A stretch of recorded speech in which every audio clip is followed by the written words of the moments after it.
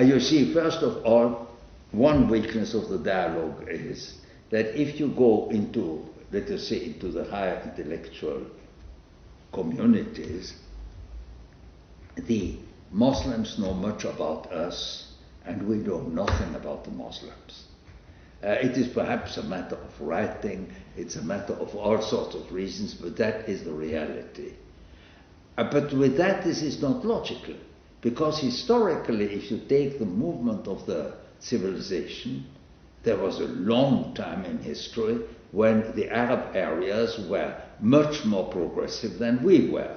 We were still climbing on the on the trees, and they had already written documents and remarkable things.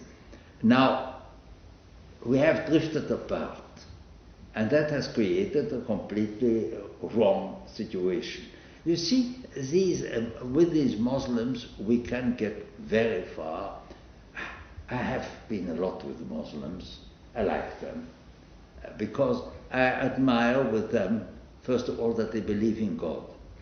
We believe that we are so great that we don't have to believe in Him.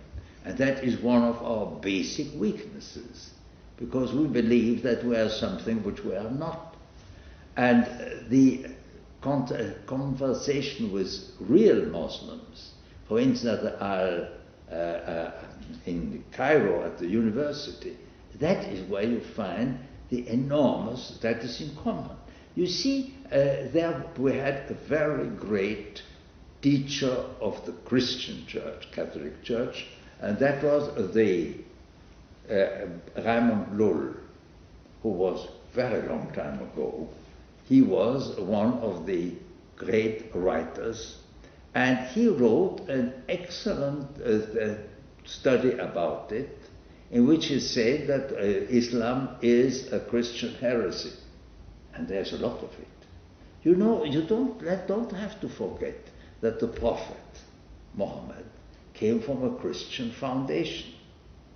Christian Jewish, if you want, this is much more common.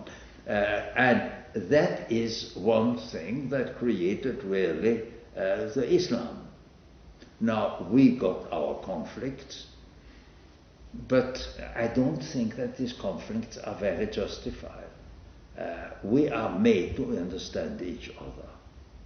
We are made to discuss very frankly, because we have so much in common.